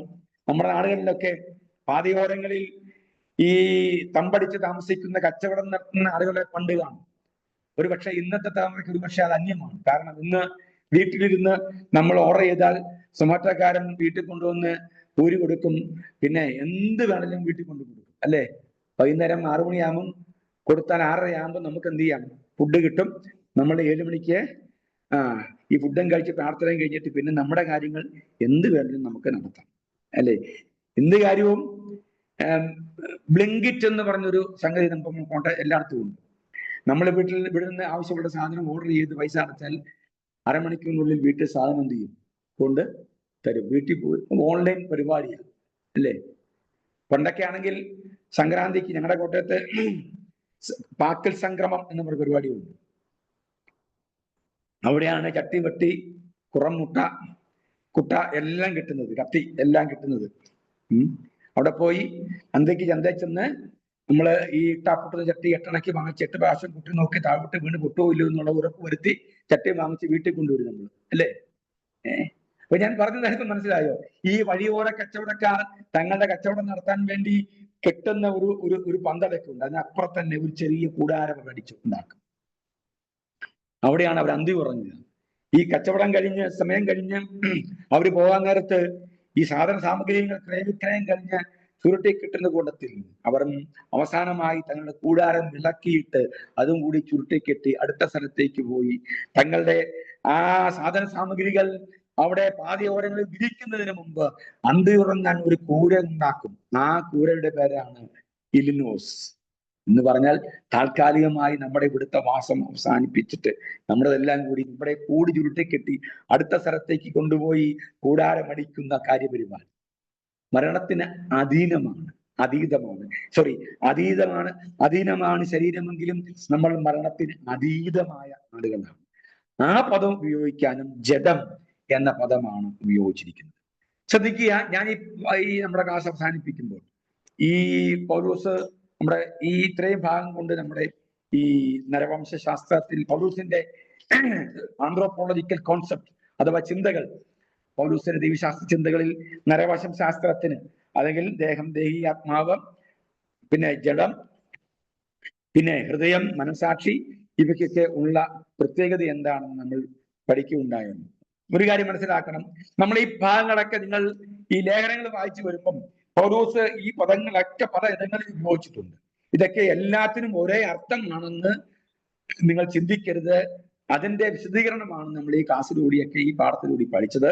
നിങ്ങൾ ആ അർത്ഥത്തിൽ മനസ്സിലാക്കണം, ആ അർത്ഥത്തിൽ അതിനെ തിരിച്ചറിയണം എന്നുള്ള ഒരു അപേക്ഷ എനിക്കുണ്ട്. അടുത്ത ക്ലാസ് നമുക്ക് ഈ പൗലോസിന്റെ ധർമ്മശാസ്ത്രം എന്താണ്, പൗലോസ് പൊളൈൻ എത്തിക്സ് താൻ മുമ്പോട്ട് വെക്കുന്ന ഒരു ധർമ്മശാസ്ത്ര ചിന്തകൾ എന്താണ് എന്ന് പറഞ്ഞാൽ തന്റെ ധർമ്മശാസ്ത്രം, ഒരു എത്തിക്സ്, ഒരു എത്തിക്കൽ ടീച്ചിങ് എന്താണ് പൗലോസ് ഇതിലൂടെ പറയുന്നത് എന്നാണ് നമ്മൾ ചിന്തിക്കാൻ ആഗ്രഹിക്കുന്നത്. നമ്മൾ ആ ക്ലാസ്സിലേക്ക് പ്രവേശിക്കുന്നതിന് മുമ്പ് നമ്മുടെ ഒരു ബിബ്ലിക്കൽ തോട്ടുകളൊക്കെ, പൗലോസത്തെ തിയോളജിക്കൽ തോട്ടുകൾ നമ്മൾ പലതും ചിന്തിച്ചു. അത് നിങ്ങൾക്ക് പ്രയോജനപ്പെടുന്നു എന്ന് ഞാൻ മനസ്സിലാക്കുന്നു. നാളെ രാവിലെ നമുക്ക് അല്ലെങ്കിൽ അടുത്ത ദിവസം നമുക്ക് നോട്ട് തരുന്നതായിരിക്കും. നിങ്ങൾ നോട്ട് എല്ലാവരും നോട്ടൊന്ന് ഡൗൺലോഡ് ചെയ്യുക, എഴുതിയെടുക്കുക, നിങ്ങളൊന്ന് ഓപ്പൺ ചെയ്യുക. ഇതിന്റെ പ്രിന്റ് ആവശ്യമുണ്ടെങ്കിൽ ഞാൻ PDF ആയിട്ട് വിടാം, അല്ലെങ്കിൽ നിങ്ങൾക്കത് എഴുതിയെടുക്കാൻ പറ്റുന്നതാണ്. അതുകൊണ്ട് ആ രീതിയിൽ നിങ്ങൾ ഈ ക്ലാസ്സിനെ കാണണമെന്നുള്ള കാര്യം ഉറപ്പിക്കുന്നു. അടുത്ത ആഴ്ച മുതൽ നമ്മൾ പഠിക്കുന്നത് പൗലോസിന്റെ ധർമ്മശാസ്ത്രം. നമ്മളെല്ലാം ജീവിക്കുന്നത് ഒരു ധാർമ്മികത സൂക്ഷിച്ചുകൊണ്ടാണ്, ഒരു ധാർമ്മികത സൂക്ഷിച്ചുകൊണ്ടാണ്. നമ്മളൊക്കെ നമ്മുടെ വിശ്വാസം നമ്മൾ മുൻപോട്ട് കൊണ്ടുപോകുമ്പോൾ തന്നെ സാമൂഹ്യപരമായിട്ട്, ധാർമ്മികപരമായി, ആത്മീയപരമായി, ഭൗതികപരമായി ഒക്കെ നമ്മൾ പലതും സൂക്ഷിച്ചുകൊണ്ടാണ് പോകുന്നത്. അതിനകത്ത് ധാർമ്മിക വശം എങ്ങനെയാണ് നമ്മൾ സൂക്ഷിക്കേണ്ടത് എന്ന് പൗലോസ് എന്താണ് അതിനെക്കുറിച്ച് പറയുന്നതെന്ന് നമുക്ക് ചിന്തിക്കാൻ ഇടയായി തീരട്ടെ. അത് നിങ്ങളെ ദൈവം സഹായിക്കട്ടെ. ഈ ക്ലാസ് നമുക്ക് അവസാനിപ്പിക്കാം. ദൈവം നമ്മെ സഹായിക്കട്ടെ. ഈ ക്ലാസ് നിങ്ങൾക്ക് പ്രയോജനപ്പെട്ടു എന്ന് വിശ്വസിക്കുന്നു. പ്രാർത്ഥനയിൽ ഓർക്കുക. ദൈവം നമ്മെ സഹായിക്കുന്നു. Okay, price the Lord. വളരെ അനുഗ്രഹിക്കപ്പെട്ട രീതിയിൽ ക്ലാസ് എടുക്കുവാൻ കർത്താവിന്റെ ദാസനെ ഇന്ന് രാത്രിയിലും ദൈവം സഹായിച്ചതോർത്ത് സ്തോത്രം ചെയ്യുന്നു. കർത്താവിന്റെ ദാസനും ബാക്കി ജോയിൻ ചെയ്ത എല്ലാ പ്രിയപ്പെട്ടവർക്കും കർത്താവായ യേശു ക്രിസ്തുവിന്റെ നാമത്തിൽ സ്നേഹം അറിയിക്കുന്നു, നന്ദി അറിയിക്കുന്നു. ദൈവം തുടർന്നും നിങ്ങളെ സഹായിക്കട്ടെ. നാളെ നമ്മുടെ ചാപ്പൽ സർവീസ് ഉണ്ടായിരിക്കുന്നതാണ്. അതിൽ പാട്ട് പാടുവാനും ദൈവവചനം ശുശ്രൂഷിക്കാനൊക്കെ ആഗ്രഹമുള്ളവർ, അതിന് താല്പര്യമുള്ളവർ, കഴിവുള്ളവർ മടിച്ചു നിൽക്കരുത്. ദയവായിട്ട് അത് അറിയിക്കണം. നാളെ നിങ്ങളെല്ലാവരുമായിരിക്കും ഈ പ്രോഗ്രാം എല്ലാം ചെയ്യുന്നത്. നിങ്ങൾ ഏറ്റില്ലെങ്കിൽ നമ്മൾ ഏൽപ്പിക്കുന്നതായിരിക്കും. ദൈവവചനം സംസാരിപ്പാനും ഒക്കെ ദൈവം സഹായിക്കട്ടെ. നമുക്ക് പ്രാർത്ഥനയോടെ നമുക്ക് പിരിയാം. കർത്താവിന്റെ പ്രിയ ദാസി, പ്രിയ സിസ്റ്റർ ബിജി ജോസ്, അവസാനമായിട്ട് സിസ്റ്റർ ബിജി ജോസ് അൺമ്യൂട്ട് ചെയ്ത് പ്രാർത്ഥിച്ചാണ്. ഹല്ലേലൂയ. സ്തോത്രം, സ്തോത്രം, സ്തോത്രം, സ്തോത്രം. പരിശുദ്ധനായ ഞങ്ങളുടെ നല്ല ദൈവമേ, സ്വർഗ്ഗസ്ഥനായ ഞങ്ങളുടെ പിതാവേ, അനുഗ്രഹീതമായ നല്ല സമയത്തിനായി ദൈവത്തിന് നന്ദിയോടെ സ്തോത്രം ചെയ്ത് സ്തുതിക്കുന്നു. കർത്താവേ, സ്തോത്രപ്പ ദൈവമേ, ഇന്ന് പകൽ രാത്രി കാലത്തെ ക്ലാസ് കർത്താവ് ഇത്രത്തോളം അനുഗ്രഹിച്ചതോർത്ത് ഞങ്ങൾ അങ്ങേക്ക് സ്തോത്രം ചെയ്യാണ്. ഈ സമയം കർത്താവേ ദൈവമേ, പൗലോസിന്റെ തിയോളജിയെ കുറിച്ച് കർത്താവേ അങ്ങയുടെ ദാസന് ദൈവമേ ഞങ്ങൾക്ക് പറഞ്ഞു തരുവാൻ തക്കവണ്ണം കർത്താവ് സഹായിച്ചതോർത്ത് ഞങ്ങൾ അങ്ങേക്ക് സ്തോത്രം ചെയ്ത് സ്തുതിക്കുകയാണ്. കർത്താവേ, ഇവിടുത്തെ ദാസനെ പിന്നെ ശക്തീകരിക്കണമേ, ബലപ്പെടുത്തണമേ എന്ന് ഞങ്ങൾ അവിടുത്തോട് പ്രാർത്ഥിക്കുന്നു. ശുശ്രൂഷകളെ മാനിക്കുമാറാകണം. കർത്താവിന്റെ കരങ്ങളിൽ ഏൽപ്പിച്ച് പ്രാർത്ഥിക്കുന്നു. കർത്താവേ ദൈവമേ, സ്തോത്രം. ബൈബിൾ ക്ലാസ്സിൽ കർത്താവ് ഞങ്ങളോട് ഒരുമിച്ചായിരിക്കുന്ന എല്ലാ പ്രിയമുള്ളവർക്കായി ഞാൻ സ്തോത്രം ചെയ്യുന്നു. കർത്താവേ, പഠിക്കുന്ന വചനങ്ങളൊക്കെ ഞങ്ങൾക്ക് കർത്താവ് അനേകരിലേക്ക് പകരുവാൻ തക്കവണ്ണം അനേകരെ ക്രിസ്തുവിന് വേണ്ടി ആദായപ്പെടുത്തുവാൻ ദൈവമായ കർത്താവ് ഞങ്ങളെ സഹായിക്കുമാറാകണം. അങ്ങയുടെ രാജ്യത്തിന്റെ കർത്താവെ വർധനവിന് വേണ്ടി ഞങ്ങളെ ഉപയോഗിക്കുമാറാകണമെന്ന് ഞങ്ങൾ ഇവിടുത്തോട് പ്രാർത്ഥിക്കുന്നു പിതാവേ. ദൈവമേ സ്തോത്രപ്പ. ഇത് കർത്താവെ ഈ ബൈബിൾ കോളേജിന്റെ എല്ലാ പ്രവർത്തനങ്ങളെയും ദൈവം അനുഗ്രഹിക്കുമാറാകണമെന്ന് പ്രാർത്ഥിക്കുന്നു.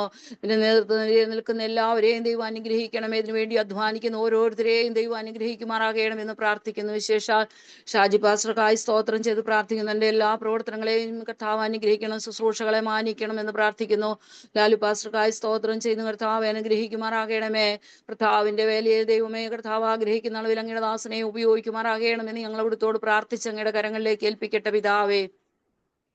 ഇന്ന് രാത്രികാലം ദൈവത്തിന്റെ കരങ്ങളിൽ കർത്താവെ ഒരുമിച്ചായിരിക്കുന്ന എല്ലാവരെയും ദൈവം അനുഗ്രഹിക്കുമാറാകണമെന്ന് പ്രാർത്ഥിക്കുന്നു. പിന്നെയും തുടർന്ന് വരുന്ന ക്ലാസ്സുകളൊക്കെ ഞങ്ങൾക്ക് അനുഗ്രഹമാകുവാൻ തക്കൊണ്ട് ദൈവം സഹായിക്കണമേ. കർത്താവെ വിശേഷാൽ നാളത്തെ ദൈവമേ ചാപ്പൽ സർവീസിനായി ഞങ്ങൾ സ്തോത്രം ചെയ്യുന്നു. അത് ഏറ്റവും അനുഗ്രഹമായി നടക്കുവാൻ തക്കൊണ്ട് ദൈവം സഹായിക്കുമാറാകണമെന്ന് പ്രാർത്ഥിക്കുന്നു. ഇത്രത്തോളം ഞങ്ങളെ അനുഗ്രഹിച്ച് സഹായിച്ചതോർത്ത് സ്തോത്രം. പരിശുദ്ധാത്മാവ് ഞങ്ങളെ ഓരോരുത്തരെയും നടത്തുന്ന വിധങ്ങൾക്കായി ഞങ്ങൾ നന്ദി പറയുന്നു. പ്രാർത്ഥന കേട്ട് അനുഗ്രഹിക്കുക. സ്തോത്രം യേശു ക്രിസ്തുവിൻ നാമത്തിൽ തന്നെ. ആമേൻ. Praise the Lord. എല്ലാവർക്കും ഒരിക്കൽ കൂടി നന്ദി. നമുക്ക് ആശീർവാദത്തോടെ പിരിയാം. പിതാവായ ദൈവത്തിന്റെ സ്നേഹവും പുത്രനായ യേശു ക്രിസ്തുവിന്റെ കൃപയും പരിശുദ്ധാത്മാവിന്റെ സഹവാസവും സാന്നിധ്യവും നമ്മോടും എല്ലാ വിഷയങ്ങളും ഇന്ന് ക്ലാസ് എടുത്ത കർത്താവിന്റെ ദാസനോടും ഇന്നു മുതൽ എന്നേക്കും ഉണ്ടായിരിക്കുമാറാകട്ടെ. ഇന്നും നമുക്ക് ജയം തന്ന ദൈവത്തിന് സ്തോത്രം ചെയ്യാം. ഹല്ലേലൂയ. Price the Lord. ഞാൻ ഓർപ്പിച്ചതുപോലെ നാളെ ദൈവവചനം പറയുവാനൊക്കെ നിങ്ങൾ തയ്യാറാകുക. ദൈവം എല്ലാവരെയും സഹായിക്കട്ടെ. നമ്മുടെ പാസ്റ്റർ ജോയ്ക്കുട്ടി നാളെ ദൈവവചനം സംസാരിക്കും. നമ്മുടെ മധ്യത്തിലുള്ള ഒരു ദൈവദാസനാണ് കേട്ടോ പാസ്റ്ററെ. നാളെ ഒരു ചെറിയ ദൈവവചനമൊക്കെ സംസാരിക്കണം കേട്ടോ. ഓക്കെ. ബാക്കി ആരൊക്കെയാണ് നിങ്ങൾ എന്തെങ്കിലും പ്രോഗ്രാം എടുക്കുവാൻ താല്പര്യമുള്ളവർ ദയവായിട്ട് നിങ്ങൾക്കുള്ള കഴിവുകൾ പ്രദർശിപ്പിക്കാനുള്ള സമയമാണ്. ദൈവം നിങ്ങളെ എല്ലാവരെയും സഹായിക്കട്ടെ. സ്തോത്രം. Thank you.